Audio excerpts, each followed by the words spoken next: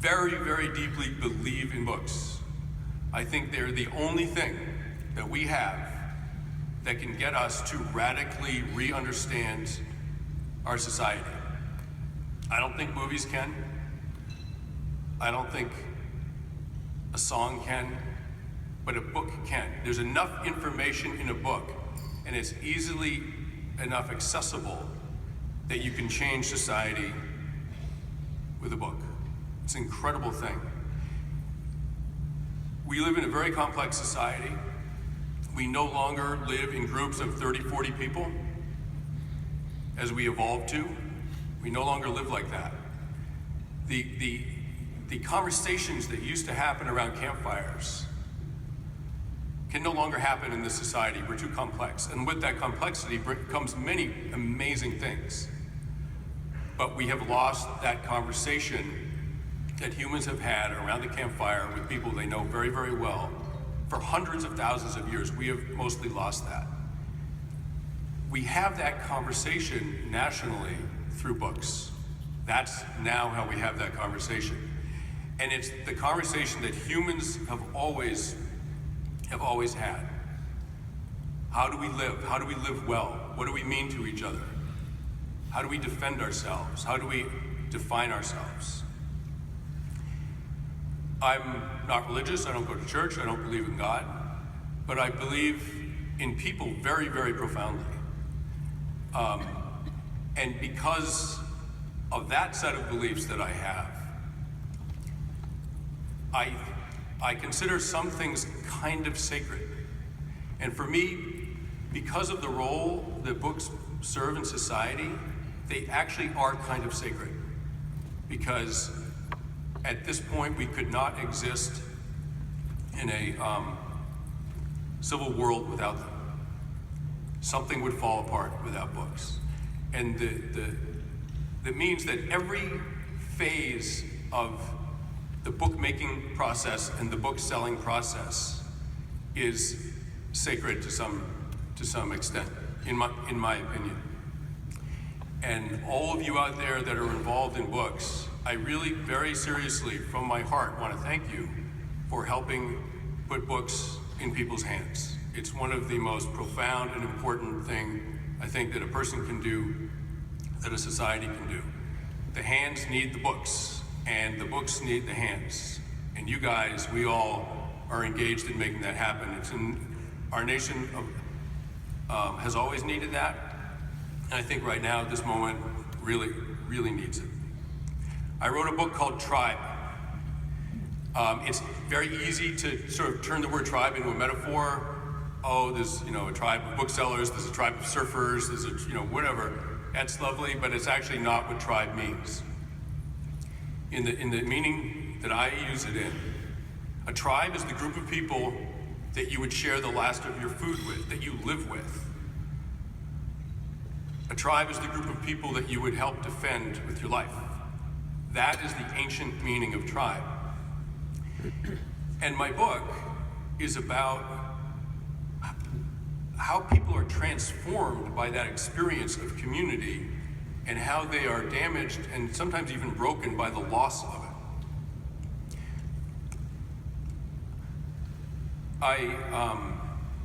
I start my book with a chapter about Pontiac's rebellion of the American Indians.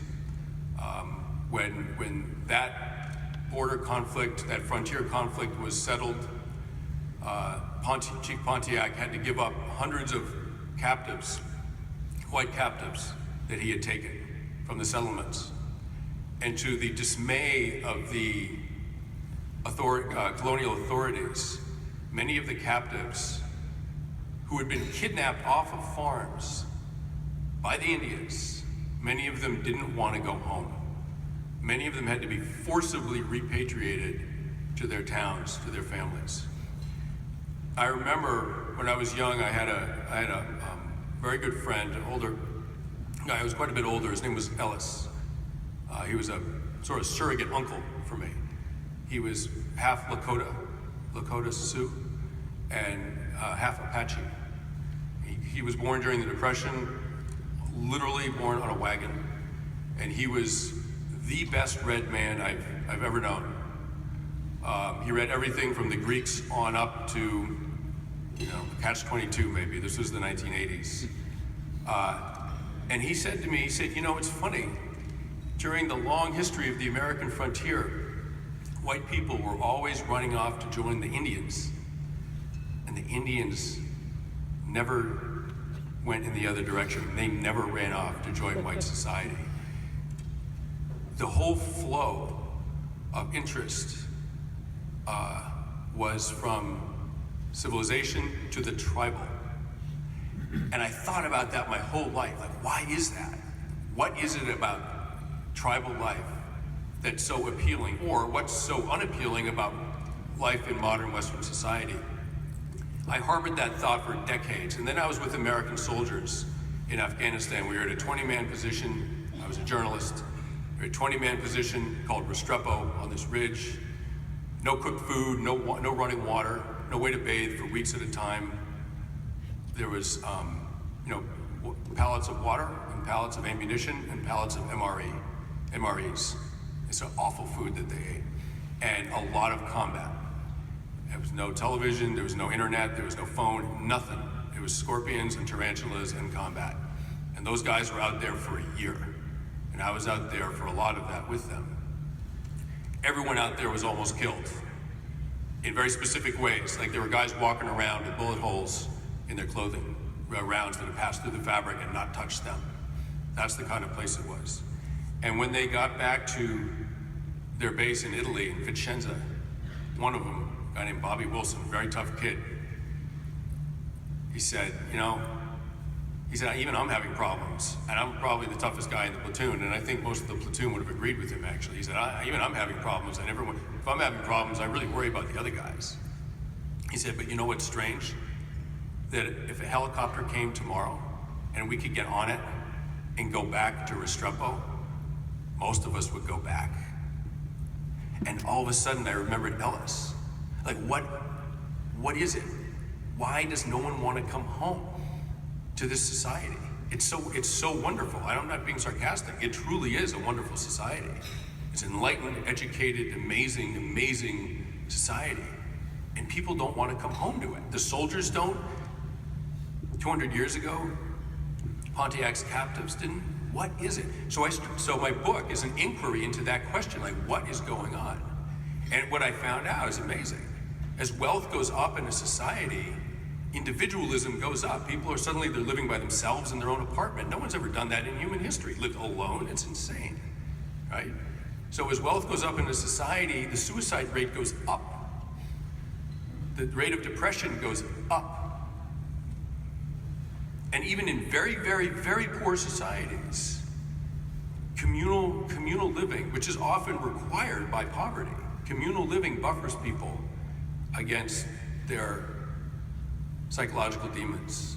I mean, the irony of modern society is that as we do better, psychologically, people do worse. So I thought, what happens if you take modern society and collapse it? Like the Blitz in London, you guys know what happened in the Blitz. 30,000 people in London were killed by German air raids, bombs. What happened to the survivors? The rate of admission to psychiatric wards in London went down during the bombings. And when the bombings stopped, the rate went back up. Suicide went down. After 9/11 in New York, what happened? The suicide rate went down in New York. Violent crime went down. Even Vietnam-era soldiers with suffering from PTSD said that their symptoms stopped after 9/11 because everyone needed each other. For a little while, those societies lived in crisis. And in a crisis, everyone intuitively knows that they're needed. And they stop thinking about themselves and they start thinking about the group, and that feels good. One guy in London said, it's amazing, we have neurotics driving ambulances. One lady I read about said, we would have all gone down to the beaches with broken bottles to fight the Germans if we'd had to. Now that's a society that's together. We are not together right now. This country is not together. We're at a very dangerous, complicated time in our history. I think it would be great to blame one candidate for our problems.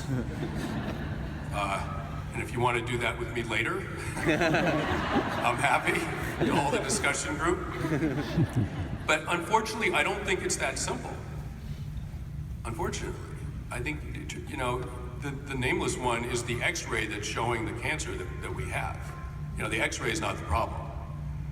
And I very much feel that this country, what we're suffering from is that we've come to a crisis, not of economics, not a military crisis, we've come to a crisis of self-definition. We literally don't know who we are and what we want to be.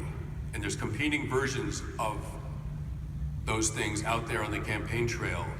And we're in this sort of almost adolescent crisis of what is it we want to be. At the end of my book, I address this moment, this terrifying moment. But in every terrifying moment, there's the potential to reform yourselves. We don't live in an ideally just society. This is our chance actually to do it. The contempt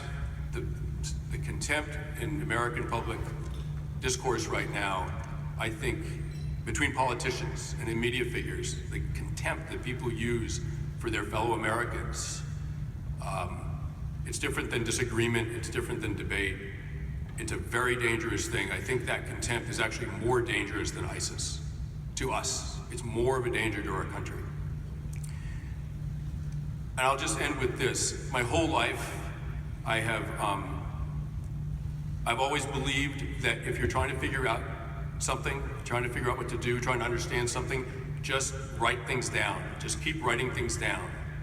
And in your research, in your observations, in your words, the answers will emerge. That is the power. That's the power of words. That's what I've tried to do for my tribe, for you all, for this country. I hope you enjoy the book, and I hope you enjoy the convention. And it really was an honor, a great honor and pleasure to speak to you. Thank you.